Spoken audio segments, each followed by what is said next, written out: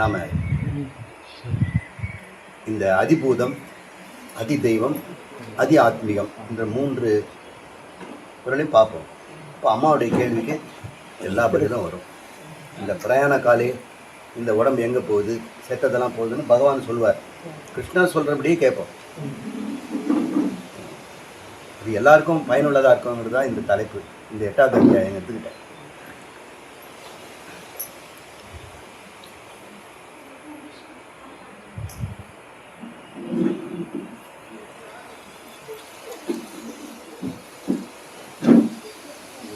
இது அதி ஆத்மம் அப்படி வச்சுக்கோங்க.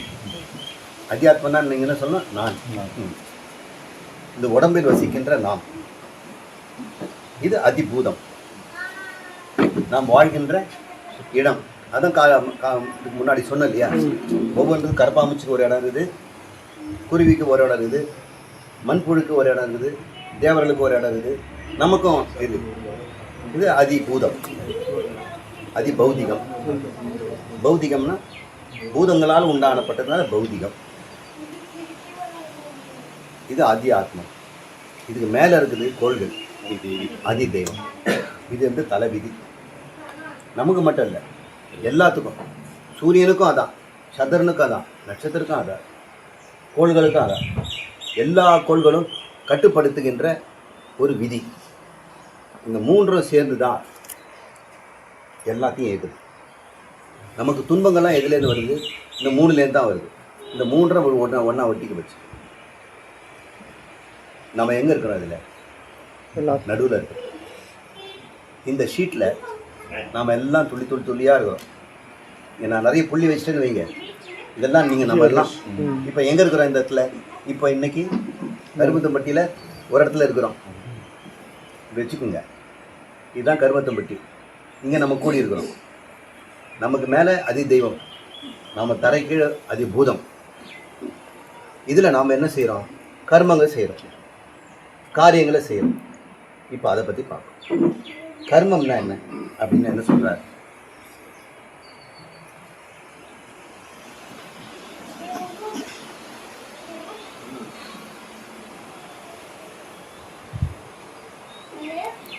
பூதபாவ உத்பவகரோ விசர்க கர்ம சம்ஹிதக.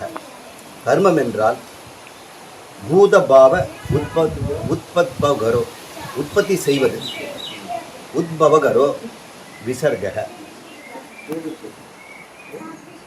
கர்மங்கிறது அவர் சொல்றார். கர்மம் என்பது பூதபாவ உற்பத்தி, இல்லாததை உண்டு பண்ணுவது அல்லது மாற்றுவது. கர்மங்கன்னு சொல்லக்கூடியதை மனிதர்களுடைய செயல்னு சொல்லுவோம், மிருகங்களுடைய செயல்னு சொல்லுவோம். இயற்கையில் கூட செயல்படுது. இந்த இயற்கையும் செயல்படுது. இங்கே பாருங்க, மரம் கூட செயல்படுது. இது பாருங்க, இந்த மரம் கைஜீலியான்னு பேர். அதனுடைய காய் எப்படி இருக்கு பாருங்க, சொரக்கா மாதிரி இருக்கு. எவ்வளோ பெரிய காம்பு பாருங்க. அதனுடைய பூவை பார்த்தீங்களா, சரமாக தொங்குது. வீட்டில் இருக்கக்கூடிய சாண்டிலியர் மாதிரி, விளக்கு தொங்குற மாதிரி தொங்குது. எதுக்குன்னு வௌவால் இருக்கு. இந்த பூவை சாப்பிட்றதுக்கு வௌவால் தான் வரும். அந்த பூ வந்து தொங்குறதுனால அப்படியே பறந்து வந்து அப்படியே அதில் உட்காந்து நின்றுக்கிட்டே குடிச்சிட்டு போயிடும். அவருக்கு இடைஞ்சல் கொடுக்கக்கூடாது. நம்ம கஸ்டமர் இந்த மரம், அந்த பூவை அவங்களுக்கு தொங்க விட்டு உள்ளுக்குள்ளே மறைஞ்சிருந்து வச்சுங்க. இந்த வௌவாலுக்கு இலையெல்லாம் போக முடியாது, இருட்டில் தான் வரும், ராத்திரியில் தானே வருது. அது அதனுடைய எக்கோவில் தானே அது வருது. உங்களுக்கு தெரியல, எக்கோ தானே யூஸ் பண்ணுது. வாயில் சத்தம் போட்டு பிரதிபலிப்பு அந்த சவுண்டை வச்சுட்டு தான் அது வந்து திசை கண்டுபிடிக்கும். நீங்கள் இங்கே பார்க்கும்போது இங்கெல்லாம் ஆள் உட்காந்துருக்கிறாங்க, கண்ணுக்கு தெரியுது இல்லையா? அதே மாதிரி வௌவால் இருட்டில் நம்ம உட்காந்துருந்தாலாம் ஒவ்வொன்று ஒரு சவுண்டு கொடுக்கும்.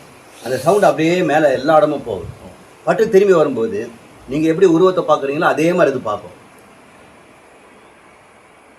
எல்லாம் தெரியும், உங்கள் தலைமுடி அசைஞ்சால் கூட தெரியும். அது ஆனால் அதனுடைய கண்ணுக்கு பதில் காது தான் கண்ணது. அது சப்தமே கொடுத்து காதால் பார்த்து உலகத்தை அப்படியே பார்க்கும். பல நிறங்கள் தெரியாது, கடினம், நகருது, இன்னும் பறந்துக்கிட்டே கொசு சாப்பிடும். இந்த வௌவால் அது பறக்கும்போதே கொசு பிடிச்சி சாப்பிடும். ஆனால் எவ்வளோ திறமை இருக்கு பாரு. அதுக்கும் ஒரு வாழ்க்கை இருக்க தானே செய்யுது. இப்போ அதோடைய வாழ்க்கைக்கு கண்ணே இல்லாவிட்டாலும் சப்தத்தை வச்சுக்கிட்டு சுற்றுமுத்தல் இருக்க பொருள், தட்டுமுட்டு சாமான்கள், அது எவ்வளோ பெருசு எவ்வளோ சின்னது, கிட்ட இருக்கா தூரம் இருக்கா, இது அத்தனையை வச்சுக்கிட்டு எவ்வளோ வேகமாக உள்ள வந்து இந்த பழத்தில் இந்த பூவெல்லாம் சாப்பிட்டுட்டு போகுது.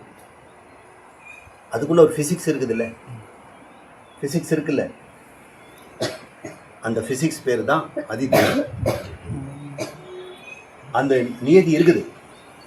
தண்ணியை கொதிக்க வைக்கிறோம், 100 டிகிரியில் கொதிக்குது, பாயிலிங் பாயிண்ட். ஊட்டியில் குன்னூரில் இமயமலைக்கு போயிட்டீங்கன்னு வைங்க, அங்கே ஒரு சாசரில் தண்ணியை ஊற்றி கொதிக்க வைக்கிறீங்க, கொதிக்குது, நீங்கள் கையை வைக்கலாம், கொதிக்கும். ஆனால் சுடாது. ஏன்னா அவங்க வந்து 40 டிகிரியில் 30 டிகிரியில் கொதிக்கும். அப்போ தண்ணியோட சூடு எவ்வளோ இருக்கும்?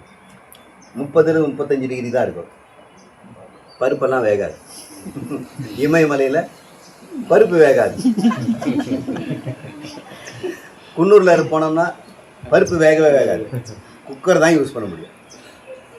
குக்கரை யூஸ் பண்ணி ப்ரெஷரை கொடுத்தா தான் அந்த 120 டிகிரி. இப்போ புத்திசாலிங்க. அங்கே குளிர் அதிகமாக இருக்கிறதுனால கிளாஸ் ஹவுஸ் எஃபெக்ட்னு சொல்கிறோம். கண்ணாடி வீடுகள், கண்ணாடி வீட்டில் தான் செடியெல்லாம் வளர்க்குறாங்க. லண்டனில் கியூ கார்டனில் -20 போகும் டெம்பரேச்சர். அங்கே வாழை மரம் ஜேன்னு வளருது. எப்படி? கண்ணாடி கூண்டில் வளர்க்குறாங்க. டெம்பரேச்சர் அது அப்படியே வதக்கிறதெல்லாம் வெயிட் பண்ணுது. இப்போ கண்ணாடிக்கும் டெம்பரேச்சருக்கு என்ன சம்பந்தம்? கண்ணாடி வழியாக சூரிய ஒளியினுடைய சூடு மட்டும்தான் உள்ளே வரும், லைட் வராது. உள்ளே வந்த சூடு வெளியே போகாது. கண்ணாடிக்கு அந்த மாதிரி பழக்கம். சூடுன்ற கதிரை உள்ளே விட்டுடும். ஆனால் உள்ள சூடானா கண்ணாடி வழியாக வெளியே போக முடியாது. இப்போ உள்ளுக்குள்ளே சூடு அதிகமாகிட்டே இருக்கு. நிறைய இடத்துல சாணத்தை காய வைக்கிறதுக்கு, ஊதுவத்தி காய வைக்கிறதுக்கெல்லாம் கண்ணாடி கூடுகளை தான் கட்டி அதுக்குள்ளே வைக்கிறாங்க. அவ்வளோ சூடாயிடும். அதனால் குன்னூர் ஊட்டியில் இருக்கவங்கலாம் கண்ணாடி வீடுகளை கட்டியிருப்பாங்க. இந்த அறிவு எங்கே வேலை செய்து பார்த்தீங்களா? இயற்கையில் ஒரு விதி இருக்குல்ல, இயற்கை விதிகளுக்கு பேர் அதி தெய்வம்னு பேர். இந்த உலகத்தை அது அதி தெய்வம் தான் கட்டுப்படுத்துது. இது இப்படி தான் இருக்கணும், தங்கம் இப்படி ஜொலிக்கணும், வெள்ளி இப்படி இருக்கணும், வெள்ளியும் தங்கத்தை இப்படி கலக்கலாம், இதோடு இது கலக்க முடியும். இரும்பை வந்து கார்பனோட கலந்தோம்னா எக் ஆகிடும். இரும்புக்கு இல்லாத ஒரு ஸ்ட்ரென்த் எக்குக்கு வருது, ஸ்டீலுங்கிறோம். எக்ஸ்ட்ரா பவர் இருக்குது.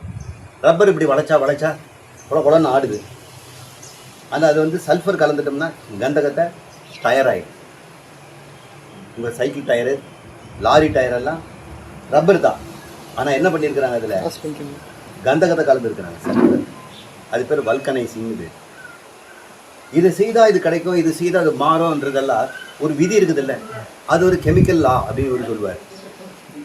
வேதியியல் விதிகள், கேலோசக்ஸ் லா, ப்ரீஸ்லி லா, கேஸ் லான்னு ஒன்று இருக்குது. கேஸுக்குன்னு ஒரு லா இருக்குது. PV T, pressure versus temperature volume. Pக்கும் Vக்கும் Tக்கும் உள்ள ரிலேஷன்ஷிப்பை அவர் இன்வெர்ஸ்லி ப்ரொபோர்ஷனல் வரைஞ்சி காட்டுவார் ஃபார்முலா. இதெல்லாம் அவருக்கு எப்படி தெரிஞ்சுது? இயற்கை விதி இல்லையா? இந்த உடம்புக்கு ஒரு சில விதி இருக்குது இல்லை, இந்த பிளட்டில் இதெல்லாம் அதிகமாச்சுன்னா அவனுக்கு இந்த நோய் இருக்குது. இதுக்கு எங்கே முடிச்சு போடுறீங்க? அனுமானம், அர்த்தாபத்தி. ஒரு விதி இருக்குது. இங்கே விதி இல்லாத எதாவது சொல்லுங்க பார்க்கலாம். தலை விதி விட்டுருவீங்க. விதி இல்லாமல் எதாவது நடக்குதா? விதியோடு இருக்கிறதுனால தானே நாம் எல்லாருக்கும் ட்ரீட்மெண்ட் பண்ண முடியுது. ஒரு விதியே இல்லாமல் இது இஷ்டம் போல் நடக்கணும்னா இவனுக்கு கொடுக்குற மருந்து அவனுக்கு செல்லாது.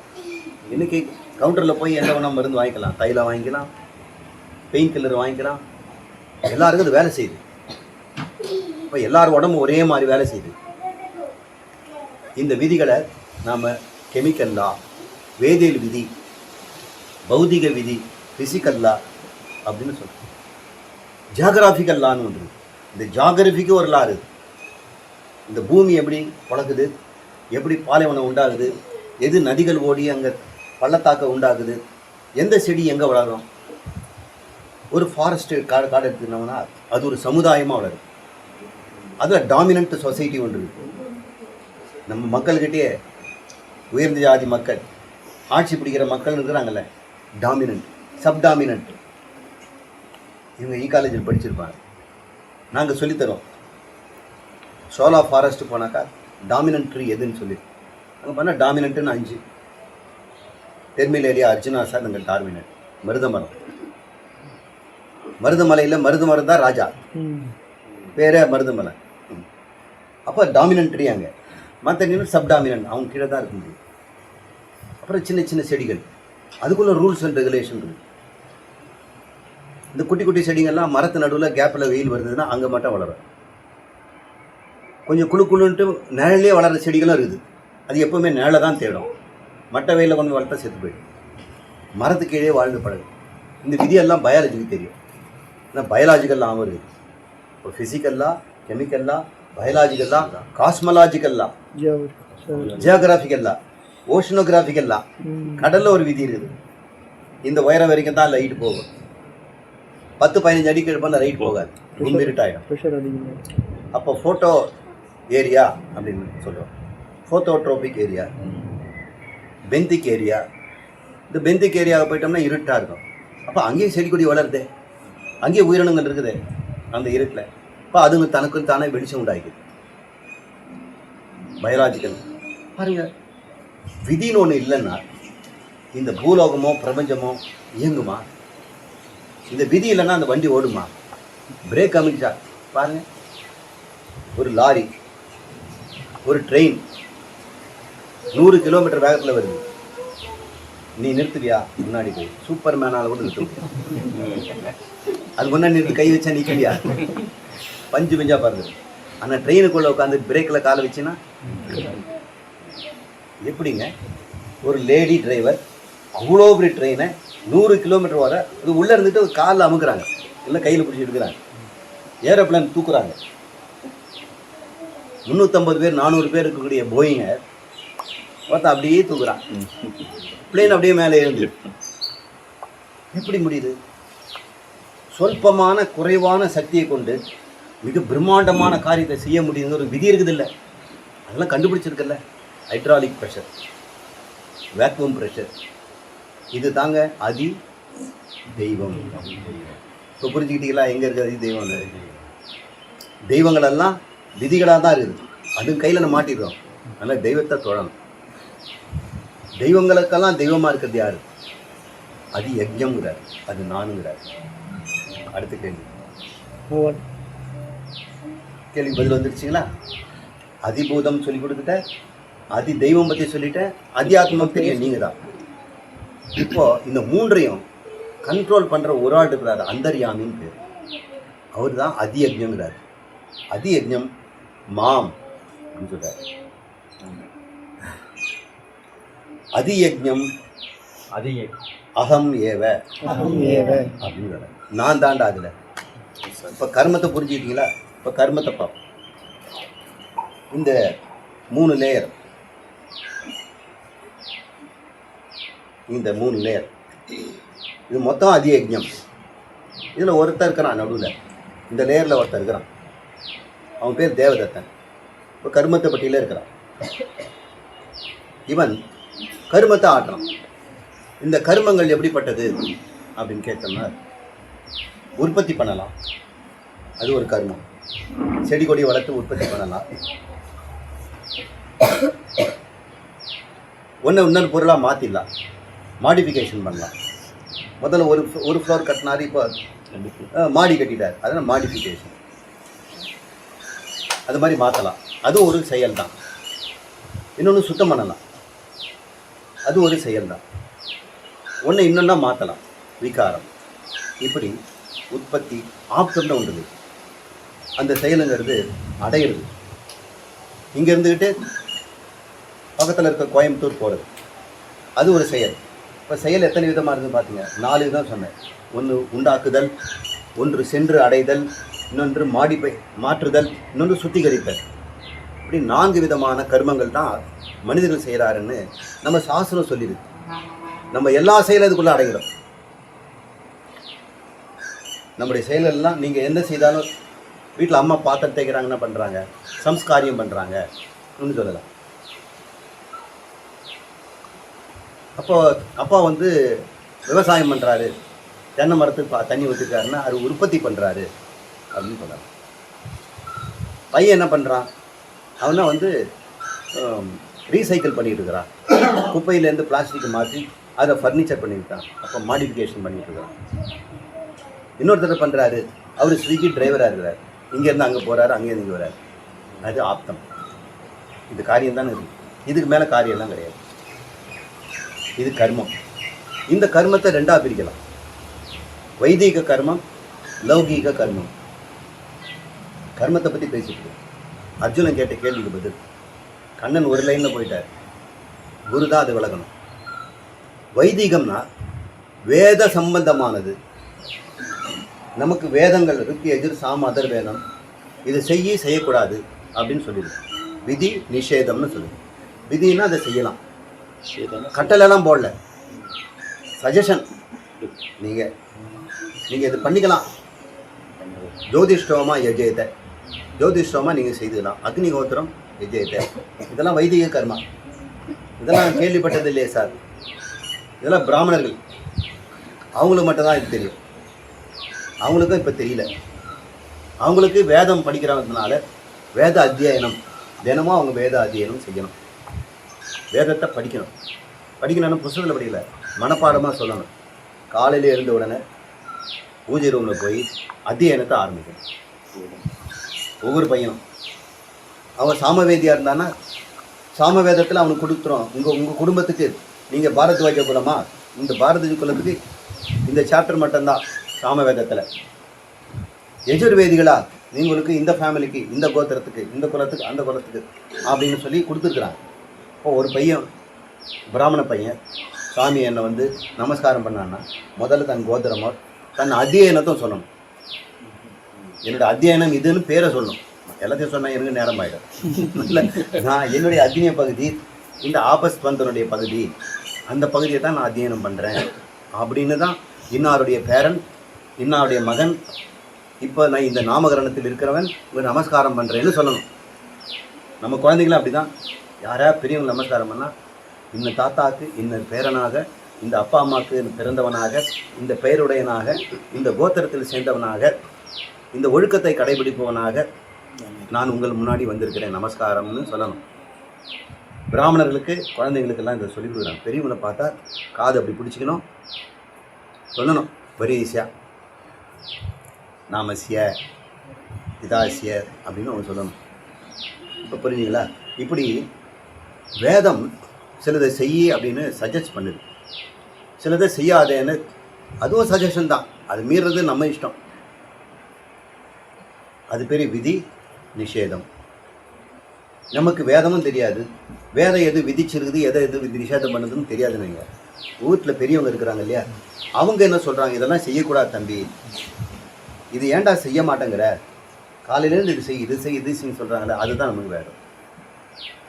அதுதான் விதி நிஷேதம். அவங்களுக்கு எப்படி இது தெரியும்னா, எப்படியோ இந்த காலத்துலேருந்து வேதம் பிராமணர்கள் சொல்லி கொடுத்துருக்குறாங்க. மற்ற வர்ணத்தாருங்களெல்லாம் வேதம் தெரியாது, ஆனால் வேதத்தில் இப்படிலாம் சொல்லியிருக்குது, நீங்கள்லாம் போய் வாழ்ந்துங்கன்னு அவங்க நமக்கு குருவாக இருந்து சொல்லி கொடுக்குறாங்க. அந்த காலத்தில் டீச்சர்லாம் யாருன்னு நினைக்கிறீங்க? பிராமணர்கள் தான் டீச்சர். சத்திரியனுக்கும் பிராமணன் தான் டீச்சர், சூத்திரனுக்கும் பிராமணன் தான் டீச்சர். ஸ்கூல் டீச்சர் யாருன்னா பிராமணன் தான் இருப்பான்.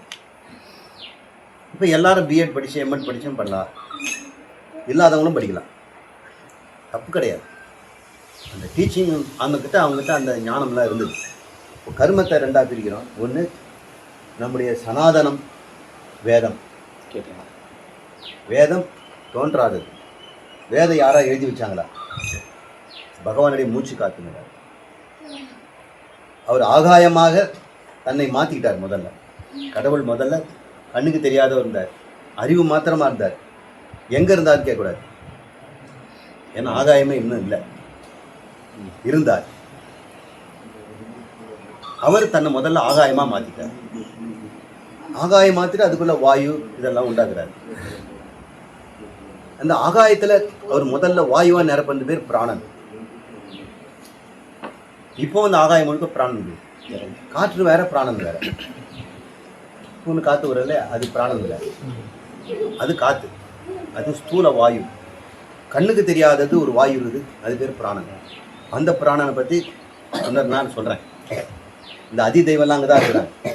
பகவான் அப்படி பண்ணிட்டு அந்த பிராணனில் தான் அவர் எல்லா விதமான தகவலையும் எழுதி வச்சிருக்கிறாரு. உங்ககிட்ட எல்லா டேட்டாவும் எங்கே வச்சுருக்கீங்க? உங்கள் கம்ப்யூட்டரில் மெமரியில் வச்சுருக்கிறீங்க. செல்ஃபோனில் கூட நீங்கள் எவ்வளோ மெமரியில் வச்சுருக்கிறீங்க. உங்களுடைய வாட்டர் பில்லு, அப்புறம் கேஸ் ரிஜிஸ்டர் பண்ணது, எவ்வளோ ஜிபே பண்ணீங்க, எல்லாமே ஸ்டோர் பண்ணி வச்சுருக்கிறீங்கல்ல, தகவலை சேமிக்கிறீங்கல்ல. அது மாதிரி பகவானும் இந்த பிரபஞ்சத்தை நம்மளெல்லாம் படைக்கிறதுக்கு முன்னாடி நாமெல்லாம் இருந்தோம், போன பிரபஞ்சத்தில் இருந்தோம். அவர் நினச்சி பார்த்து எல்லாம் ரெக்கார்ட் பண்ணி வச்சுருக்கிறார். அந்த ரெக்கார்டட் இன்ஃபர்மேஷன் தான் வேதம்னு பேர். அதில் கொஞ்சம் மட்டும் நமக்கு கொடுத்துருக்கிறார்.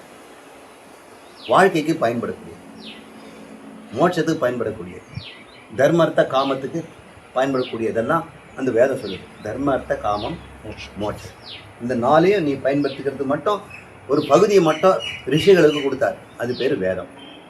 ரிஷிகளுக்கு கொடுக்காது எவ்வளோ இருக்குது, அது அவர்கிட்ட இருக்குது, தேவ ரகசியம். அதெல்லாம் அவருக்கு மட்டும்தான் தெரியும். அதனால் அவர் வந்து சர்வஜர். இறைவனை என்ன சொல்கிறோம்? சர்வஜர். அவருக்கு தெரியாத ஒன்றுமே கிடையாது. நேற்று, இன்று, நாளை அத்தனையும் அவருக்கு தெரியும். ஏன் அப்படி தெரியும்னா, எங்கேயோ உட்காந்துட்டு அவர் பார்க்கல, இந்த பிரபஞ்சமாகவே இருக்கிறதுனால அவருடைய நினைவாக நம்மளாம் வாழ்ந்துட்டு இருக்கிறோம். இப்போ அவருடைய கர்மம் என்ன? பகவானுடைய கர்மம் சிருஷ்டி பண்ணுறது, சிருஷ்டி பண்ண பிரபஞ்சத்தை நிர்வாகம் பண்ணுறது, அதுக்கப்புறம் அதை அப்படியே லயம் பண்ணுறது. அது பேர் பங்கம்னு பேர்.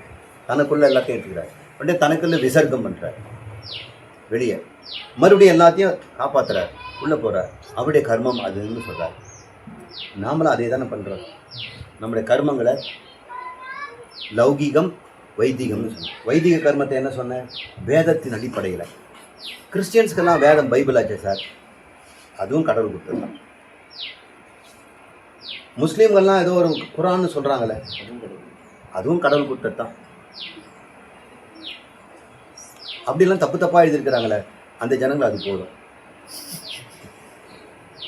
பைபிளுக்கு ஒன்றும் வேறு மாதிரி இருக்குது. இது அன்பை போதிக்குது, அங்கே வந்து கத்தியில் வந்து மதம் மாற்றம்னு சொல்லியிருக்குது. அந்த ஜனங்கள் பேரிச்சம்பழம் சாப்பிட்டுட்டு பாலைவனத்தில் இருக்கணும் கொடுக்கப்பட்டது. அது உலக பொதுமறை இல்லை.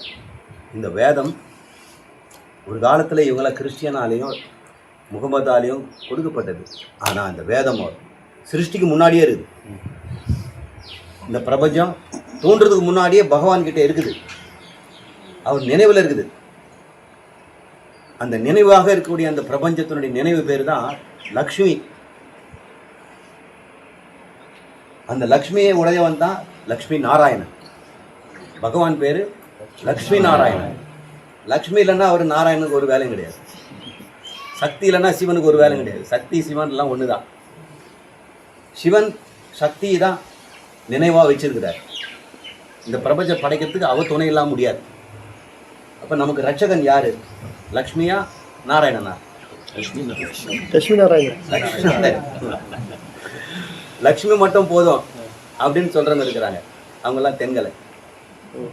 லக்ஷ்மி நாராயணன், நாராயணன் தான் வடகலை. இப்படி ஒரு சண்டை.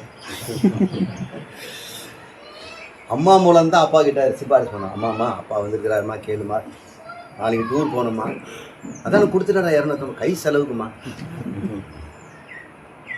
அவர் கொடுப்பாருடா அப்படின்னு. அவர் கொடுப்பாரு, என்ன 50 கொடுப்பாரு, நீங்கள் கொஞ்சம் கேளுமா, அம்மா மூலம் அப்பா அடையலாம் அப்படின்னு அம்பாளில் வர்ஷிப் பண்ணுறவங்களும் இருக்கிறார். இதெல்லாமே வேதத்திலேருந்து வந்தது. இதெல்லாம் சனாதனம். சனாதனம் தெரியுங்களாமா? சனாதனங்கிறது எப்பவுமே இருக்கிறது, எப்பவுமே. அது சனாதனம் எப்படி ஒழிக்கிறது? நீங்கள் தான் ஒழிவீங்க. ஒழிக்க முடிஞ்சு ஒழிச்சிடுவான். சனாதனம் இருக்கா? ஏன்னா சனாதனம் அத்தியாத்மம், அதிபௌதிகம், அதிதெய்வம் மூன்றும் சனாதனம். சனாதனங்கிறது அனாதின்னு பேர். ஆதியும் அந்தமும் இல்லாதது, ஆதியும் அந்தமும் இல்லா பரம் ஜோதி, அதுதான் சனாதனம். யாரும் அதை ஆக்கினதில்லை. ஆதனம்னா ஆகிறது, ஆதாரமும் தேவை. நீங்கள்லாம் மெமரி வச்சுக்கிறதுக்கு ஒரு சிப்பு வேணும், அவருக்கு எதுவும் ஆதாரம் தேவையில்லை. எங்கே எழுது வேதத்தெல்லாம் அப்படின்னு ஒரு இறைவன் பேப்பரில் எழுதி வச்சுக்க மாட்டார், தனக்குள்ளேயே வச்சுருப்பார், தானே அதுவாக இருப்பார். அது ஆதானமே அவர் தான். சன் ஆதானம், மிகச்சிறந்த ஆதானம். எல்லா தகவலையும் லக்ஷ்மி தன் மார்பில் வைத்திருக்கிறார், நினைவாக வச்சிருக்கிறார். இந்த நினைவில் இந்த லக்ஷ்மியிலேருந்து தான் அந்த பிரபஞ்சமே தோன்றுது. எல்லா கோயிலையும் பார்த்தீங்கன்னா கஜலட்சுமி இல்லாமல் இருக்காது. அது எந்த கோயிலாக வேணா இருக்கலாம். கருப்பராயன் கோயில், நாராயணன் கோயில், சிவன் கோயில், கணபதி கோயில், ஐயப்பன் கோயில், எங்கே வேணா போய் பாருங்க, கஜலட்சுமி இல்லாமல் இருக்காது. அந்த லக்ஷ்மி சனாதனம், வேதம். அதை 2 யானைகள் தண்ணி கொட்டும். அது வைதிகம் லௌகீகம் அப்படின்ற கர்மங்கள். அதனால் போஷிக்கப்படுது. அதோட நிலைகளமாக இருக்கிறார். இது இல்லாமல் நீங்கள் எந்த கோயில் பார்த்துருக்கீங்களா? எல்லா கோயிலுக்கும் எல்லாம் லக்ஷ்மியை தாண்டி தான் உள்ளே போகிறோம். அது சிவனாக இருந்தாலும் ஐயப்பனாக இருந்தாலும் லக்ஷ்மியினுடைய கடாட்சம் அவர் வழியாக தான் உள்ளே போக முடியும். இது புரிஞ்சுக்கிட்டீங்களா?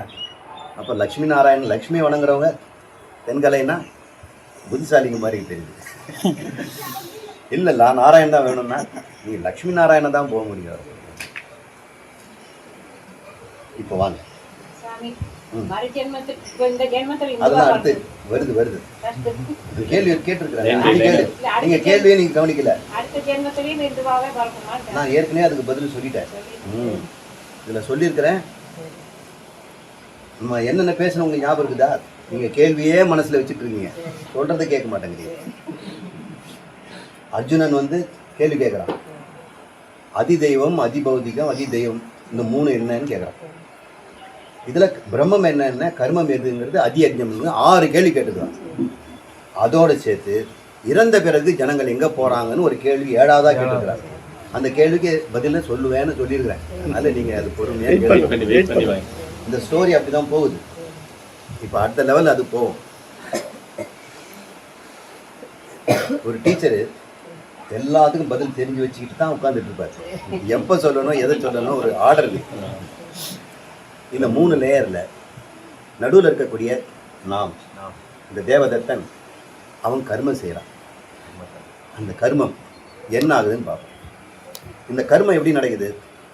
அதிதெய்வமும் அதில் கலந்துருக்கு, அத்தியாத்மமும் அதில் இருக்குது, அதிபௌதிகமும் இருக்குது. இது 3 இல்லாமல் கர்மம் நடக்குமா? முடியவே முடியாது. கர்மம் எங்கே போகணும், அதுக்கு பலன் என்னங்கிறத இதுதான் நிர்ணயம். அவன் கர்மத்தை எது செய்யலாம் செய்யக்கூடாதுங்கிறது இது நிர்ணயிக்குது. அதியாத்மனம் பண்ணுறது இது நிர்ணயிச்சதில் ஏதாவது ஒன்று செலக்ட் பண்ணுது. இப்போ பாருங்கள், புரியுதுங்களா நான் சொன்னது? இந்த கர்ம விதி எப்படி வேலை செய்யுது? இது காலம்ங்கிற ஒரு சரித்திரம். இங்கே இந்த இடத்துல தேவதத்தன் இருக்கான். இதுக்கு முன்னாடி நடந்ததெல்லாம் இருக்குது, இனிமேல் நடக்க போகிறது எவ்வளோ இருக்குது. இது எதிர்காலம், இன்னும் பெருசாக போகுது. இந்த இடத்துல, இந்த காலத்தில், இந்த தேசத்தில் ஒருவன் கர்மம் செய்கிறான். ஒருத்தன்கிட்ட கடனை வாங்கிட்டு நான் கொடுத்துறேன்னு சொல்லிட்டான். ஆனால் வாங்கின கடனை விட பல மடங்கு சம்பாதிச்சுக்கிறான். இப்போ போய் கேட்டோம்னா, அப்படி ஒன்றும் கொடுக்கலையே, நான் கொடுத்துட்டேனே, செட்டில் பண்ணிட்டேனே அப்படின்னு சொல்கிறான். எங்கே செட்டில் பண்ணேன்னா, உங்கள் பையன்தான் வாங்கிட்டு போகிறான். அவனை கேட்டால் தெரியல. அப்போ வாய் கூசாமல் பொய் சொல்லி துரோகம் பண்ணி ஒருத்தனை ஏமாத்திருக்கிறான். எங்கே பண்ணியிருக்கிறான்? இந்த கால தேச வர்த்தமானம், இந்த குறிப்பிட்ட இடத்துல பண்ணியிருக்கான். பலன் எங்கே நடக்கும்? அங்கே தான் நடக்கும்னு நினைக்கிறீங்க? இல்லை, இங்கே நடக்கும். அது என்ன சார் இவ்வளோ நாள் கழிச்சு இங்கே பலன் வருது? இதுதான் ஒரு விதி. இதை நிர்ணயம் பண்ணுறவங்க தான் அதிதெய்வம். அதிதெய்வங்கள் நாம் செய்கிற கர்மங்களுடைய பலனை நிச்சயிக்கின்றன. அப்போ 2 விதமான கர்மங்களை செய்கிறோம். ஒன்று மானச கர்மம், இன்னொன்று இந்த காய்க கர்மம். உடம்பாலும் வாயாலும் பேசுகிறோம், அது ஒரு வகையான கர்மம். மனசால் நினைக்கிறது ஒரு கர்மம்.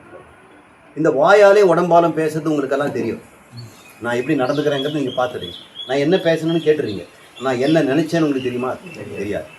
அதனால் வாயாலே உடம்பால் செய்தால் எல்லாருக்கும் தெரிகின்ற கர்மம், அது பேர் திருஷ்ட கர்மம்.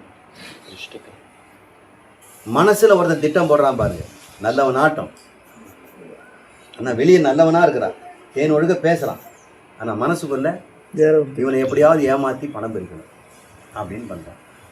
ஹனி ட்ராப், தேன் ஒழுக பேசி செய்கிறான். இந்த ஹனி ட்ராப்பு உள்ளது. இப்போ இது அதிர்ஷ்ட கர்மம்.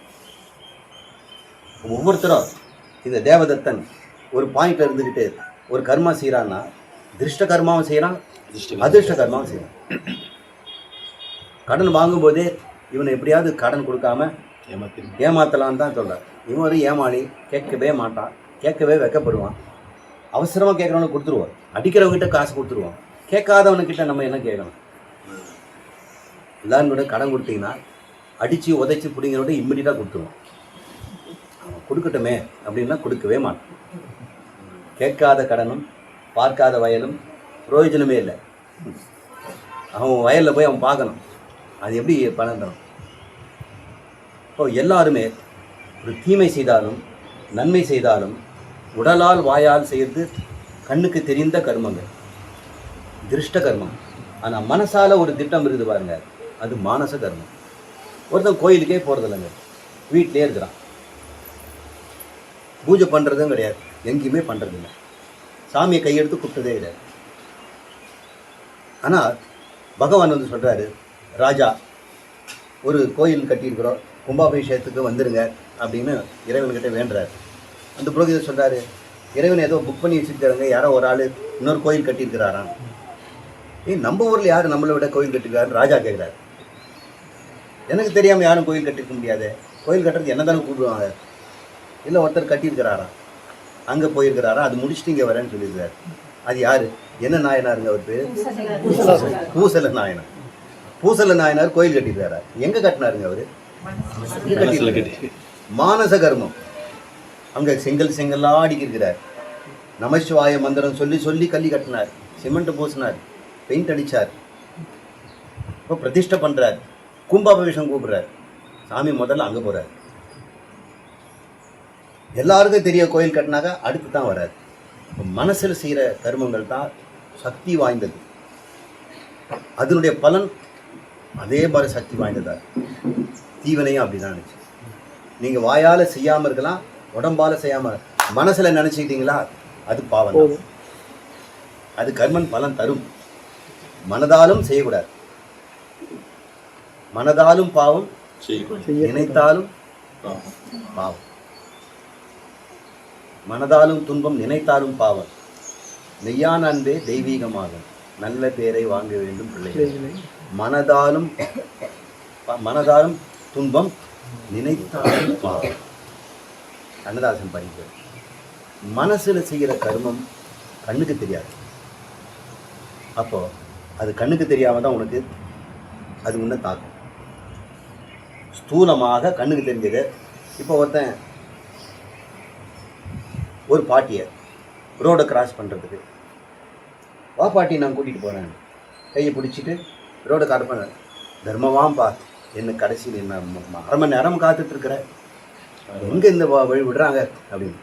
சரி பாட்டி நீங்கள் போங்க அப்படின்னு போயிட்டான். அவன் தர்மம் செய்தானா இல்லையா? உடம்பாலையும் செய்தான், மனசாலையும் செய்திருக்கிறான். இப்போ உடம்பால செய்ததுக்கு பலன் எப்போ கிடைச்சிது? அந்த பாட்டி தர்மவானா இருப்பாங்க அப்படின்னு சொன்னா இல்லையா, மகிழ்ந்தான் இல்லையா, அது அப்போவே முடிஞ்சு போச்சு. திருஷ்ட கர்மத்தினுடைய பலன் திருஷ்டமாக அப்போவே கிடைக்கும்.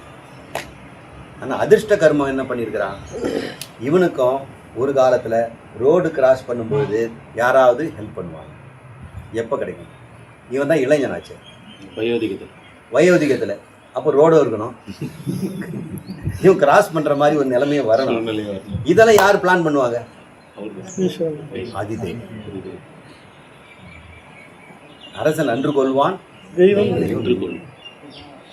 இதே மாதிரி ஏங்க அன்னைக்கே அப்பயே கொடுத்தான்னு அவனுக்கு. அவன் வயசான பாட்டிக்கு தானே அவனுக்கு ஹெல்ப் பண்ணியிருக்கிறான். எந்த வயசில் சாந்தோக்கியம் சொல்லி எந்த வயசில் நீ உணவு படுத்து கொடுத்தியோ அந்த வயசில் உனக்கு உணவு கிடைக்குங்க. வயோதிகத்தில் நீ கொடுத்தீங்கன்னா வயோதிகத்தில் உனக்கு அன்னதானம் கிடைக்கும். குழந்தையா இருக்கும்போது நீ யாருக்காருக்கு சாப்பாடு கொடுத்துருந்தீங்கன்னா குழந்தையிலே உனக்கு கிடைக்கும் அடுத்த பிறகுல. ஓ 20 வயசுல இருக்கிறவங்க 20 வயசுல இருக்கிறவங்களுக்கே உதவி செஞ்சுட்டு இருந்தா அப்பவே கிடைக்குமா சார்? அது திருஷ்ட கர்மமாயிடும். அடுத்த பிறவில கிடைச்சிடும், உடனே கிடைச்சிடும். ஏன் அது கிடைக்காதுன்னு சொல்றேன்.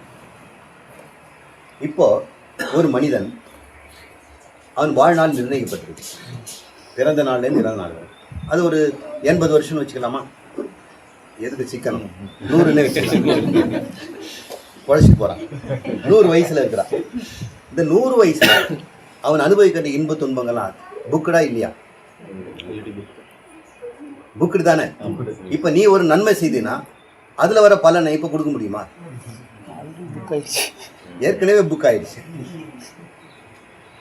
இந்த ஒரு 100 வருஷமா அவனுக்கு திங்கள்லேருந்து ஞாயிறு வரைக்கும் என்னென்ன காரணம் செய்யணும், என்னென்ன பலன் கிடைக்கணுங்கிறதெல்லாம் புக்குடு. அது பேர் பிராரப்தம்னு பேர். இந்த பிராரப்தம் வரும்போது நீ செய்கிற புண்ணியம் எல்லாம் என்ன செய்யும்? பகவானே இந்த புண்ணியம் நான் பண்ணனே எனக்கு கொடுங்கண்ணா. இல்லை, ஏற்கனவே நீ செய்த புண்ணியத்தை நீ அனுபவிக்கணும். இப்போ எக்ஸ்ட்ரா நான் கொடுக்க முடியாது, அடுத்த பிறகு தான் கொடுக்க முடியும் அப்படின்னு சொல்லுவார். இப்போ பாவத்தையும் அதே மாதிரி நீ ஏற்கனவே புண்ணியம் பண்ணிட்டு நல்லா பணக்காரனா ராஜாவாக வாழ்ந்துட்டு இருக்கிற, பெரிய மந்திரியுடைய மகனாக வாழ்ந்து பிறந்திருக்கிற, 3 தலைமுறை உனக்கு அரசாட்சி பண்ணிட்டு இருக்கிறாங்க, உன் பேரனுங்கிறது. இப்போ நீ எவ்வளவு பாவம் பண்ணாலும் நான் ஒன்றும் பண்ண முடியாது. ஆனால் நிச்சயம் உண்டு உண்டு. இங்கே பண்ணால் இங்கே கிடைக்கும், இங்கே அடித்தா அங்கே கிடைக்கும். அப்போ நம்ம சொல்லுங்க, நம்ம ஒவ்வொரு கர்மமும் செய்யும்போது எதிர்காலத்தை உண்டாக்குறோமா இல்லையா? நம்ம அன்னைக்கு பிறக்கும் போதா எல்லாம் உண்டாகுது. இந்த நிமிஷமே நீ சொர்க்கத்தை உண்டாகுற, இந்த நிமிஷமே நம்ம நரகத்தை உண்டாக்குறோம், இந்த நிமிஷமே நம்ம அடுத்த பிறவிக்கு வேண்டிய உடம்பை தயார் பண்ணிவிட்டாரு. இந்த ஞானத்தை கொடுக்குறது தான் இந்த கேள்விக்கு பதிலாக சொல்றாரு. கர்மம் என்றால் என்ன, பிரம்மம் என்றால் என்ன, அதிபௌதிகம், அதிஆத்மிகம், அதிதெய்வீகம் என்றால் என்ன, அதி யஜ்ஞம் என்றால் என்ன, அதையும் சொல்லிடலாம். அள்ளி கொடுங்களேன். ஒரு டெக்ஸ்ட், ஒரு கிரந்தத்தை நீங்கள் பார்க்கவே முடியாது. நம்ம ஒரே அத்தியாயத்தில் 5 ஸ்லோகம் தான் இன்னைக்கு வரைக்கும் பேசுகிறோம். இன்னும் நிறைய இருக்குது. இந்த கர்ம விதி எப்படி வேலை செய்யுதுங்கிறதுக்கு திருஷ்டம் அதிருஷ்டம்னு சொன்னேன். திருஷ்ட கர்மத்துக்கு திருஷ்ட பலன் உடனடியாக கிடைச்சிடும். அதிர்ஷ்ட கர்மத்துக்கு அதிர்ஷ்ட பலன் அது எப்போ, அது உனக்கு கண்ணு தெரியாது. அதனால தான் அதுக்கு பேர் அதிர்ஷ்டம்னு பேர். திருஷ்டம்னா கண்டை பார்க்குறது. நீங்கள்லாம் புண்ணியம் செய்திருக்கீங்க, இன்னமும் நல்லா செய்துட்ருக்கிறீங்க. அவர் சொல்கிறாரு, இந்த வைதிக லௌகிக கர்மத்தில் மிக சிறந்தது எது ஒன்று சொல்லுங்க அப்படின்னா, வைதிக கர்மத்தில் மிக சிறந்தது வாஜ்பேயி அப்படின்ற ஒரு கர்மம், அல்லது அஸ்வமேத யாகம் இருக்கிறதுல பெருசு. சாத்திரம்ங்கிற கர்மெல்லாம் வருஷக்கணக்காக செய்வாங்களாம். அதை விட உயர்ந்தது இருக்குதா? பகவான் சொல்றார், ஒரு யஜ்ஞம் இருக்குதா? சொல்லுங்க சாமி, அதை நான் பண்றேன். அது ஞான யஜ்ஞம். குரு சொல்லி கொடுக்கும்போது கேளு. அதை விட உயர்ந்த கர்மம் கிடையாது. பகவான் சொல்றார், யஜ்ஞத்துல மிக சிறந்த யஜ்ஞம். நீங்கெல்லாம் பல பிறவில எவ்வளோ யஜ்ஞங்கள் பண்ணியிருக்கலாம், கும்பாபிஷேகம் நடத்தியிருக்கலாம். பகவான் பேசுறத கேட்கறது இந்த ஞான யஜ்ஞம் தான் இருப்பதிலே சிறந்ததுன்னு சொல்லியிருக்கிறாங்க. ஏன்னா இது மோட்சத்தை தரக்கூடிய. ஆனால் நீங்கள் பூஜை பண்ணலையே, கோயிலுக்கு போகலையே, இன்னைக்கு பிரதோஷத்துக்கு நாம் இங்கே உட்காந்துட்டோமே, எல்லா கர்மத்தையும் விட்டு தொலைங்க. இந்த கர்மம் தான் ப்ரையாரிட்டி. கர்மோத்தமம், உத்தம கர்மம் இதான். சரி, இந்த அதிர்ஷ்ட கர்மம் எங்கே இதெல்லாம் செய்து லிஸ்ட்டு போட்டு வச்சுருக்கிறாங்க. எவ்வளோ தர்மம் பண்ணேன், எவ்வளோ பாவங்களை நிறைய பேர் பண்ணியிருக்கிறாங்க. அந்த பாவம் பண்ணதெல்லாம் யார் ரெக்கார்ட் பண்ணி வச்சுருக்கிறாங்க? கரெக்டாக இந்த டேட்டில், அடுத்த பிறவியில், அதே வயசில். அப்படி 80 வயசு பாட்டிக்கு நீங்கள் பண்ணால், அந்த 80 வயசு பாட்டி 20 வயசு பையனாக இருக்கும்போது ஒரு பாட்டிக்கு ஹெல்ப் பண்ணியிருக்கணும். இப்படியே தான் மாறி மாறி வருமா? அப்படிதான் ஐயா இந்த உலகம். கொல்கிறான், கொல்லப்படுகிறான், கொல்லப்பட்டவன் கொல்கிறான், கொல்லப்படுகிறான், கொல்லப்பட்டவன் மறுபடியும் கொல்லுவான். இது என்ன சக்கரம்? இதில் யாரை நான் தண்டிக்கிறது? நல்லவன் யாருங்க? கெட்டவன் யாருங்க? நல்லவன் நல்லவனாக இருக்காரன், கெட்டவன் இருந்தா தானே.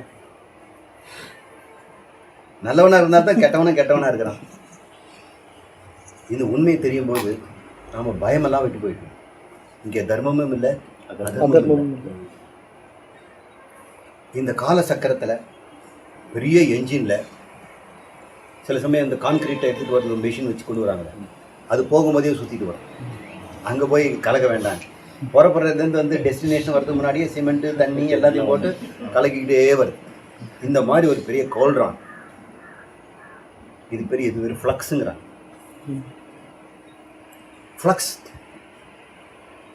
சாம்பாரில் கொதிக்குதுங்க, அது உள்ள கத்திரிக்காய், முருங்கைக்காய், பருப்பு, அப்புறம் பருப்பு எல்லாமே மேலேயும் கீழையும் போயிட்டு வர மாதிரி இந்த பிரபஞ்சம் முழுக்கம் கர்மமாகவே நடக்குது. விதிப்படி நடக்குது. ஏதோ ஒரு வகையில் போயிட்டு இருக்கு. இந்த கால ஓட்டத்தில் தேவதத்தன் பயணம் பண்ணுறான். அவனை சுற்றி அவனுடைய குடும்பமும் பயன் பண்ணுது. சில பேர் இங்கே பிறகுறாங்க, சில பேர் இங்கே பிறகுறாங்க. இந்த காலங்கிறதுல தேவதத்தன் இப்போ செத்தான். எப்போ பிறப்பான்? இங்கே பிறக்கான். ஒரு குழந்தை இப்போ பிறந்துடுச்சு, செத்துடுச்சு, இங்கே பிறகுது. யார் இதை நிர்ணயிக்கிறாங்க? சில பேர் பூமியில் பிறக்காம சொர்க்கத்தில் அதி தெய்வங்கிற இடத்துல போயிடுறாங்க. சில பேர் நரகத்துக்கு போயிடுறாங்க. இவன் ஏன் அங்கே போகிறாங்க வராங்க? எந்த புண்ணியம் செய்தால் அங்கே போகலாம், எந்த புண்ணியம் செய்தால் இங்கே பிறக்கலாம். இங்கே கூட பார்த்தீங்கன்னா நிறைய குடும்பம் இருக்குது. எதிர்கால குடும்பம், பிராமண குடும்பம், சத்திரிய குடும்பம், வைசிய குடும்பம், இது மாதிரி குடும்பம் இருக்குது. இந்த தேவதத்தை எங்கே பிறக்க போகிறான்? ஐயருக்கா, செட்டியாருக்கா, நாய்க்கருக்கா? எல்லாமே நம்ம கர்மம் தான் நிச்சயம் பண்ணும். யார் இதை வந்து கண்ட்ரோல் பண்ணுறாங்க? யார் கையில் இது இருக்குது? அது பேர் அதி யஜ்ஞம்ங்கிறார். அது நான் ஏன் யஜ்ஞங்கிறாரு? அது யஜ்ஞம்னா என்ன? வேள்வி யாகம்ங்கிறோம். சிறுசா செய்தா ஹோமம் உங்கள் வீட்டில், பெருசாக செய்தால் அது பேர் யஜ்ஞம். இப்போ கோயிலில் கும்பாபிஷேகத்தை வந்து ஹோமம்னு சொல்ல மாட்டாங்க, அது யஜ்ஞங்கிறோம். அது 4-5 இருக்கும். உபயஜ்ஞங்கள்லாம் இருக்கும். குட்டி குட்டி யஜ்ஞங்கள்லாம் முடிச்சிடும். அங்கே ஒருத்தர் பண்ணிட்டு இருப்பார், இங்கே ஒருத்தர் பண்ணிட்டு இருப்பார், அங்கேருந்து எல்லாம் கொண்டு வருவாங்க, இங்கே அசம்பிள் பண்ணுவாங்க. இப்படி செய்கிறது அந்த யஜ்ஞங்கிறது. வீட்டில் அளவில் செய்தால் ஹோமம். இதெல்லாம் ஹோமம் அல்லது யஜ்ஞம், வேள்வி, யாகம். என்ன நடக்குது? ஒருத்தன் அழிப்பவன் இருக்கான், எஜமானம் ஒருத்தர் இருக்கிறான்.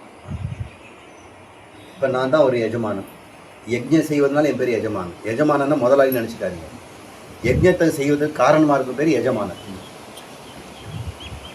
இப்போ நான் ஒரு எஜமானர். யஜ்ஞம் செய்வதற்கு ஒருத்தர் கூப்பிட்டுருக்கிறார். அவர் புரோகிதர். அவங்க 4 பேர் இருக்கிறாங்க. அவங்களுக்கு ஒன்று சாமவேதத்துக்கு ஒருத்தர் இருப்பார், யஜுர்வேதத்துக்கு ஒருத்தர் இருப்பார், ரிக்வேதத்துக்கு ஒருத்தர் இருப்பார், அதர்வண வேதத்துக்கு ஒருத்தர் இருப்பார். அதர்வண வேதக்காரர் பிரம்மான்னு பேர், ரித்விக்குன்னு ஒருத்தர் பேர். இவங்கெல்லாம் சேர்ந்து செய்கிறாங்க. இந்த கர்மம் யார் செய்யறது?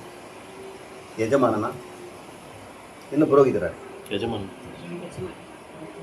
அவன் உடம்பால செய்கிறான், இவனுக்கு செய்கிறான். இந்த யஜ்ஞத்துடைய பலன் யாரு? இவன் ஒண்ணுமே செய்யலையே. காரணமா? அப்ப அந்த விதி யாரு? அவன் செய்தா இவனுக்கு பலம் வருமா? உனக்காக நீ எழுதால் இயற்கையும் சிரிக்கும். பிறர்க்காக நீ உன்னை எப்படி நடக்கும்? இன்னொருத்தருக்காக சாப்பிட முடியுமா? நீ உனக்காக நான் சாப்பிட்டுருமா, கவலைப்படாது, நடக்குமா? ஆனா இங்க பாருங்க, கர்மம் செய்யறவன் புரோகிதர், பலன் அனுபவிக்கிறேன் எஜமானன். எப்படி இந்த கனெக்ஷன் இங்கே வருது? யார் இதெல்லாம் கோத்து விடுறது? கர்ம பல தாதா. இந்த கர்மத்துக்கு பலன் இவன். அப்ப இவனுக்கு என்ன பலன்? தட்சணையோட முடிஞ்சு. ஏன்னா அவன் மானச கர்மா பண்ணல, வாச்சிக கர்மா பண்ணான். மனசு இந்த இதோட கலந்துருக்குது. அவன் மனசால இது திட்டம் எதுவும் போடல. வாச்சிகத்தில் மந்திரம் சொன்னான், காய்கத்தில் நெய்யை ஊற்றினா நெருப்பை ஊற்றினான், என்னென்னவோ பண்ணிட்டு போனான். அவனுக்கு அந்த பலன் தட்சணையோட முடிஞ்சு போச்சு. திருஷ்ட பலன் அப்பயே முடிஞ்சு போயிடுச்சு, திருஷ்ட கர்மம். ஆனால் இவனுக்கு அதிர்ஷ்ட பலன் இவன் அதிர்ஷ்டமாக தானே மனசு நினைச்சான், இந்த யஜ்ஞம் பண்ணணும், இதுக்கு இவ்வளோ செலவு செய்யணும், அவளை கூப்பிடணும், இந்த திட்டம் வேணும்னு சங்கல்பிக்கிறான் இல்லையா? இங்கே சங்கல்பம் கையில் வச்சு பண்ணுறான்ல, அக்ஷதையை வச்சுட்டு சொல்லுங்க அப்படின்னு சொல்லிட்டு அவர் சொல்றார், மம உபாத்த துரித கர்ம ஜயத்வாரா இதம் அக்னிகோத்திரம் இகம் யாகம் கரிஷ்யாமி சொல்லுங்க அப்படின்னு சொல்லிட்டு அக்ஷதத்தை போடுங்க அப்படின்னு சொல்றார். சங்கல்பிக்கம் பண்ணுங்கன்னு சொன்னால் அது என்ன சங்கல்பம் சொல்ல மாட்டார். நான் ஒரு நம்ம சொல்லணும், நமக்கு நம்ம நினைச்சோம், யார் மனசால் நினைச்சானோ அவனுக்கு. இப்போ கர்மம் இருக்கிற விதிகள் எப்படி வேலை செய்யுதுங்கிறது இல்லை. அதனால் பௌதிக விதிகள் எல்லாம் நமக்கு தெரியும். ஃபிசிக்கல்லா, கெமிக்கல்லா, அப்புறம் ஓஷனார்க்கெல்லாம், ஏரோடைனமிக்கலா, தெர்மோடைனமிக்கலா எல்லாம் நமக்கு தெரியும். ஆனால் கர்ம விதி எப்படி வேலை செய்யும் தெரியுமா? சரி, கர்மனோ கதிகி ககனோ கர்மனோ கதி. கர்ம கதியை ககனம் அது யாரும் கண்டுபிடிக்க முடியாது. அது ஆகாய மாதிரி. ககனம்னா ஆகாயம். இந்த ஆகாயத்தில் எது எங்கே நடக்கும்னு சொல்லவே முடியாது. ககனோ கர்மோ கதிகி. யார் என்ன செய்தா எப்படி விளையும், என்னைக்கு விளையும், யாருக்கு கிடைக்கும் அப்படின்லாம் ஒன்றும் சொல்ல முடியாது. இதெல்லாம் நமக்கு சொல்லிக் கொடுக்கறதுக்கு பிரமாணம் வேணும் இல்லை, நூல். அதுதான் வேணும். அதில் நம்ம நம்பிக்கை வைக்கணும். அது பேர் ஸ்ரத்தா. எனக்கு தெரியாதது சொல்லுது. புரிஞ்சுக்கிட்டீங்களா? இப்போ இந்த பிறவியில் எல்லாரும் சென்ற பிறவி அது வேற உடம்புல செய்ததை இந்த உடம்புல அனுபவிக்கிறோம். இந்த உடம்புல செய்ததை இன்னொரு உடம்புல தான் அனுபவிக்க முடியும், இந்த உடம்புல கொடுக்க முடியாது. ஆனால் பகவான் சொல்றாரு, இந்த உடம்புலையே கூட அதிர்ஷ்ட கர்மத்தை நீ பயன்படுத்திக்கலாம். அது வேதம் சொல்லுது. அந்த கர்மம் எது என்றால், நீ இறைவன் எனக்காக நீ செய்கின்ற கர்மம். கர்ம யோகமாக செய்தால் இன்னொரு பிறவி கூட வேண்டாம், இந்த பிறவிலேயே நீ கேட்டதை கொடுத்துடுற அப்படிங்கிற. இப்போ மனிதனுக்கு செயல் உரிமை இருக்குது. செயல் உரிமைன்னா என்ன? Free will. செய்யலாம், செய்யாமல் இருக்கலாம், வேற மாதிரி செய்யலாம். கர்த்தும் அகர்த்தும் அந்நியதா கர்த்தும். கர்த்தும்னா செய்யலாம், அக்கர்த்தும்னா செய்யாமல் இருக்கலாம், அந்நியதா கர்த்தும் இருக்குது இல்லையா? இப்போ நான் கொடுக்குறேன், முறுக்கு கொடுக்குறேன், இருக்கு, இவர் சாப்பிடுவாரா? சாப்பிடலாம், சாப்பிடாம இருக்கலாம், இன்னொருத்தர் கொடுக்கலாம், பாக்கெட்டில் வச்சுட்டு அப்புறம் சாப்பிடலாம். உனக்கு இருக்குதுல்ல அந்த அதிகாரம், இருக்குதா இல்லையா? இப்படி தான் செய்யணும்னு இருக்குதா? நாய்க்கு இருக்குதா? இல்லை. பறவை இருக்குதா? இல்லை. எந்த மிருகத்துக்கும் இல்லை. செயல் அதிகாரம் இருக்குதா? இல்லைன்னா நீங்கள் மாட்டுக்கு புல்லு போட்டிங்கன்னா, என்னங்க உப்பே இல்லைங்க, கொஞ்சம் மசாலா தூவி கொடுங்க, கொஞ்சம் வேக வச்சு கொடுங்க, சாட் மசாலா ஒன்றுமே கேட்குறது இல்லையே. கழுதை வளர்த்தவனையும் உதைக்கும் பின்னாடி. சத்தம் போடாத கிளாஸ் நடக்குது, இப்போ கம்பெனியோட எஜமானோட பேசிட்டு இருக்கிறேன், நாய் குறைக்கும். அதுக்கு செயல் உரிமை இல்லை. மனிதனுக்கு மட்டும்தான் செயல் உரிமை இருக்குது.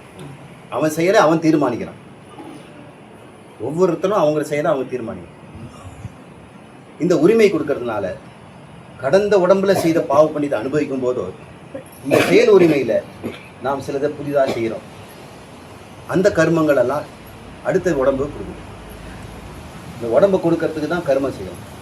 அப்போ கர்மத்தினால உங்களுக்கு என்ன கிடைக்கும்? உடம்பு தான். ஞானத்தினால என்ன கிடைக்கும்? மோட்சம். உங்களுக்கு மோட்சம் வேணுமா, உடம்பு வேணுமா?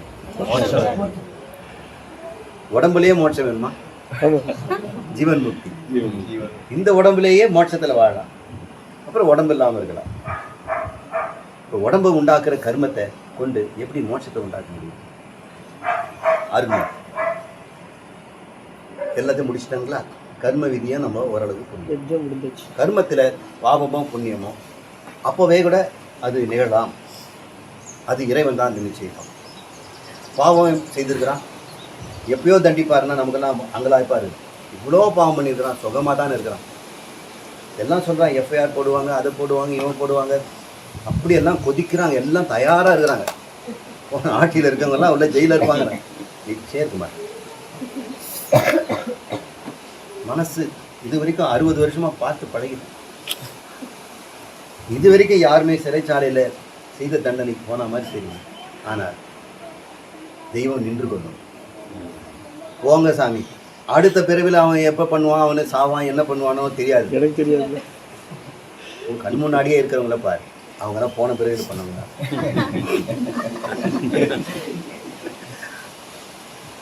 அப்போ அவனை மாதிரி இவனை தெருவில் பிச்சை எடுப்பாங்கிறீங்களா? இங்கே பாருப்பா, நீ உன் கொதிப்புக்கு கோபத்துக்கு அவனை என்ன வேணா பண்ணணும்னு நினைக்கிறேன். அவனை எத்தனை தடவை கொல்ல முடியும்? ஒரு தடவை தான் கொல்ல முடியும். அவன் செய்கிற கொலைக்கும் அவன் செய்கிற படுகொலைக்கும் அவனை 100 தடவை கொல்லணும். அப்போ உனக்கு உன் ஆத்தனை தீர்ந்துருமா? அவனை இப்படி கொல்லக்கூடாதுங்க, இப்படியெல்லாம் கொல்லணும், சித்திரவதை பண்ணணும். எப்படி இருந்தாலும் சாகிறதுக்கு எவ்வளோ 5 நேரத்தில் சாக போகிறான்னா 5 மணி நேரம் தான் உனக்கு சித்திரவதை பண்ண முடியும். அவன் பல கோடி வருவங்கள் துன்பப்படணும், பல பிறவியில் துன்பப்பட்டாதான் அது அடங்கும்னா இறைவனுடைய தீர்ப்பு எப்படி இருக்குது பாருங்க. அப்போ நீங்கள் நினைக்கிறீங்க இப்பயே கொடுங்க, இப்பயே கொடுங்க, இப்பயே கொடுங்க. நீங்கள் எல்லாம் எதிர்பார்த்துட்றீங்க புதிய ஆட்சி வந்துச்சு, பழைய ஆளெல்லாம் உள்ள ஜெயிலில் இருப்பான். புதியவனும் பழையவனாவான். இது மாறவே முடியாது. நம்புவோம். மாற மாட்டான். ஆனால் சரித்திரம் சொல்லிட்டார், துரியோதனங்கள் இருந்துகிட்டு தான் இருக்கிறாங்க, பாண்டவர்கள் இருந்துகிட்டு தான் இருக்கிறாங்க, கண்ணனும் இருந்துகிட்டு தான் இருக்கிறாங்க. இன்னைக்கும் நீங்கள் எங்கேருந்து பகை வருது? பங்காளிக்கிட்டேருந்து தான் பகை வருது. நம்ம எங்கேயும் கவலைப்பட வேண்டாம், அவங்க குடும்பத்திலேயே பிரச்சனை இருக்கு. இந்த கர்ம விதி எப்படி வேலை செய்யும் நமக்கு தெரிய தெரியாது.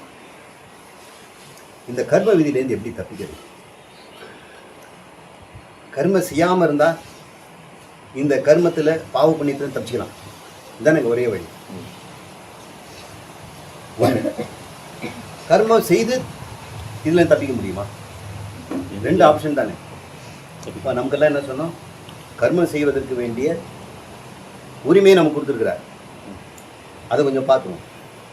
இந்த கர்ம உரிமை உண்மையிலே இருக்கா? இல்லை. இருக்குதா இல்லையான்னு மாதிரி தெரியல, இருக்கிற மாதிரி தெரியுது. இந்த சுடிதார் நீ யார் செலக்ட் பண்ணதுமா? நீ தான் செலக்ட் பண்ண. உனக்கு உரிமை இருந்தது இல்லை. அப்போ எத்தனை சுடிதார் கலர் காமிச்சாங்க? இதுதான் பிடிக்கும். இது பேர் சுடிதார் தானேம்மா? சந்தேகம் இல்லை, வேற பேர் ஏதாவது இருக்குமா? சுடிதார் வேற மாதிரி இருக்காங்க. சரி, அப்போ ஒரு 7 கலர் காமிச்சாங்க, அதில் நீ செலக்ட் பண்ணியாங்க. சும்மா பேச்சு சொல்கிறேன், அதிகமாக கூட காமிச்சிருப்பாங்க. அங்கே நீங்கள் காமிச்சது மட்டும் இல்லை, நீங்கள் பார்த்ததும் இருக்கணும். அதில் நீங்கள் செலக்ட் பண்ணீங்க. எதன் அடிப்படையில் செலக்ட் பண்ணீங்க? சொந்த விருப்பு அப்படின்னு தான் நினைக்கிறேன். இல்லை, அப்பா சொல்கிற இதுதான் நமக்கு கட்டுப்படி ஆகும், இந்த ரேட்டுக்குள்ளே தான் சொன்னாரா இல்லையா? அப்புறம் ஏற்கனவே இந்த கலரு இருந்ததுன்னா அதை வாங்கியிருக்கணும். அப்போ நீ நினைக்கிற நான் ஒன்று செய்யறதுக்கு நான் தான் முடிவெடுத்தேன். இல்லை, அப்படி உன்னை ஏமாற்றிக்கிட்டே இருக்குது.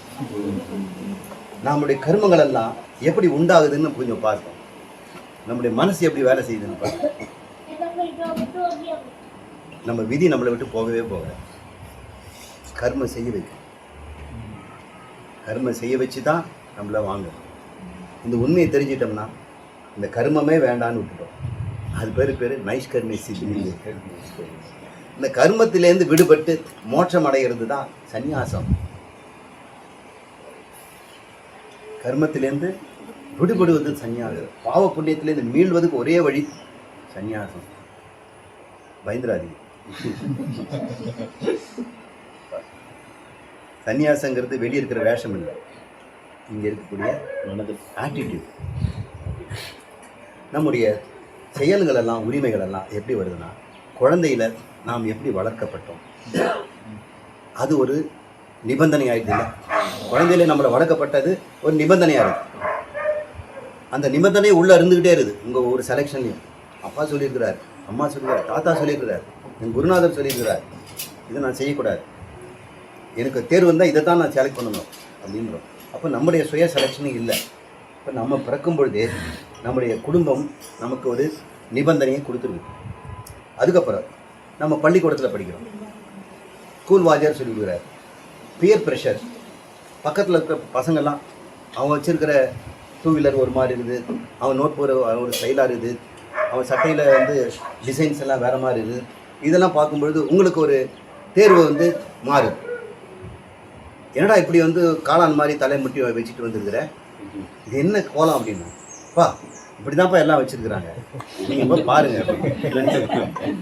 அப்போ நீ உன்னுடைய தேர்வு எங்கே இருக்குது? எங்கே நீங்கள் தேர்வு பண்ணியிருக்கீங்க? உங்களுக்கு செய்யலாம், இப்படி தான் செய்யணும்னு இருக்குது. செய்ய வேண்டாம், வேறு மாதிரி செய்யலாங்கிறதுக்கு பயன்படுத்துறதுக்கு வாய்ப்பு இல்லாமல் குடும்ப நிபந்தனைகள், சுற்றுச்சூழல், பெயர் ப்ரெஷர், அப்புறம் தகவல் எங்கெங்கெங்கோ வருது, இன்னொருத்தருடைய கருத்துக்கள், அந்த நிலையில் இருக்கிற சூழ்நிலை. கொரோனா டைமில் எல்லாருடைய செயலும் எப்படி இருக்குது? கொரோனா தான் டிசைட் பண்ணிச்சு. அதி தெய்வம் தான் பார்த்துது. இதெல்லாம் கூட்டி கழிச்சு பார்த்தோம்னா உண்மையிலே எல்லாருக்குமே செயல் சுதந்திரம் இருப்பது போல ஏமாத்திக்கிட்டு சொந்த காசுலேயே அப்புறம் அவன் செய்தான், இவன் செய்தான், அவன் பண்ணான், ஏன் தலைவிதி அப்படின்னு சொல்லக்கூடாது. செயல் சுதந்திரத்தை இல்லையா அப்படின்னா செயல் சுதந்திரம் உண்டு. ஒரே ஒரு விஷயத்துக்கு தான் இந்த கிளாஸில் வந்து படிக்க வந்தீங்க இல்லையா, இது ஒன்று தான். நீங்கள் உண்மையிலேயே உலகத்தை விட்டு, சுற்றுச்சூழலை விடுத்து, குடும்பத்தையும் தாண்டி, நண்பர்களையும் தாண்டி நீங்களாக முடிவெடுத்த ஒன்றே ஒன்று தான். எல்லாம் ஆற்று ஓட்டத்தில் ஓடுறாங்க, ஆனால் நான் எதிர்நீச்சல் போடுவேன். இந்த கால சக்கரம், பிறவி இரவி சுழற்சி, கர்ம சக்கரம், இதில் நான் சிக்க மாட்டேன். இந்த பல் சக்கரத்துக்குள்ள மாட்டிட்டு கரும்பாலையில் போட்ட கரும்பை மாதிரி பிழிஞ்செடுக்கிற இந்த கரும்ப பந்தம் எனக்கு வேண்டாம் அப்படின்னு எவன் முடிவெடுக்கிறானோ அது ஒன்று தாங்க ஃப்ரீவில். அது ஒன்று தான் உண்மையாக பெரிய யஜ்ஞம். இப்போ யஜ்ஞம் என்பது அங்கே இடுபவன், இடுபொருள், இடுபடும் இடம், இடுவதை பெறுபவன், அதனுடைய பலன் என்று 5 இருக்குது. இடுபவன், இடுபொருள், இடும் இடம், இட்டதை பெறுபவன், இதற்கு உண்டான பலன். பிரம்மார்ப்பணம், பிரம்மஹதிகி, பிரம்மாத்னவ், பிரம்மநாபுரம், பிரம்மைவதேன கந்தவியம், சர்வ கர்ம சமாதினம். எல்லாமே பிரம்மம், எல்லாமே பிரகிருதியில் தான் நடக்குது. இந்த பிரகிருதி இடைவிடாது யஜ்ஞம் செய்யுது. யஜ்ஞங்கிறது ஒன்று போடுது எடுக்குது. நீங்கள் கர்மம் செய்கிறீங்க, செய்தது வந்து செய்பவன், செய்படும் பொருள், செய்யும் இடம், அந்த கர்மத்தை பெற ஒருத்தர் பலார்னு ஒருத்தனை அடிச்சிட்டான். அங்கே 5 இருக்கும் பாருங்க. அடித்தவன், அடி வாங்கியவன், அடித்த கருவி, அது அடித்த பெற்றவன், அந்த வலின்னு உண்டாச்சு, அது அதி தெய்வம். எல்லாம் பிரம்மம். இதெல்லாம் பிரம்மம்னு பகவான் சொல்றார். நீ எதுவுமே செய்யல. ஞானி இப்படி சொல்றான். அடித்தது பகவான், கொல்பவன் நானே, கொன்றவன் நானே, போகட்டும் கண்ணனுக்கு அப்படின்னு சொல்றாரு. கர்மம் ஆச்சரியமா இருக்கு. இந்த கர்மத்தில் விடுபடுறது ரொம்ப சுலபம். அதுதான் கர்ம யோகம்னு நம்ம சொல்றோம். இப்போ அர்ஜுனன் கேட்ட 5 கேள்விக்கு 5 கேள்வி 6 கேள்விக்கு நம்ம பண்ணிட்டோம்.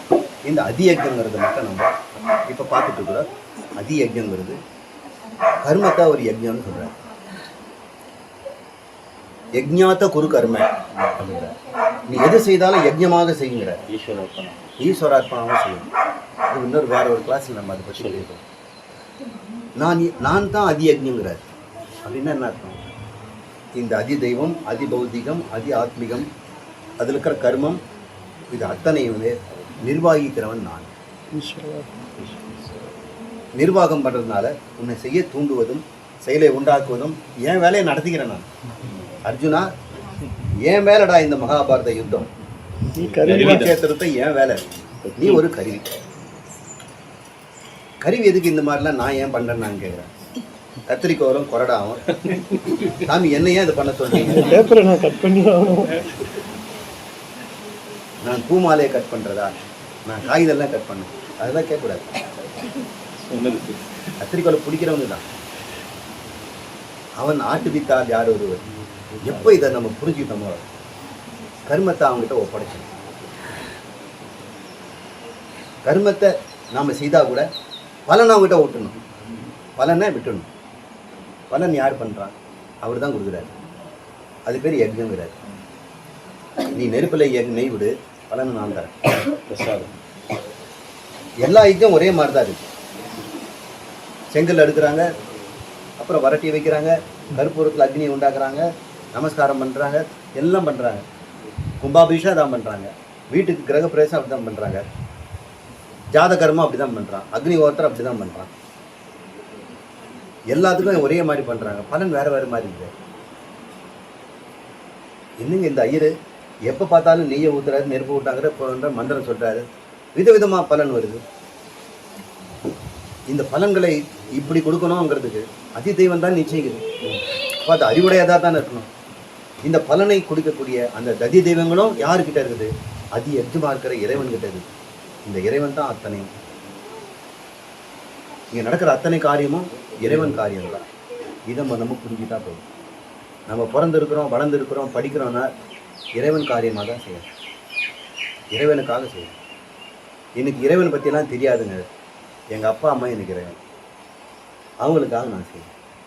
இந்த சமுதாயம் எனக்கு கடவுள், இந்த சமுதாயத்துக்காக செய்யணும். இந்த இறைவன் இந்த பிரபஞ்சமாக தான் இருக்கிறார்.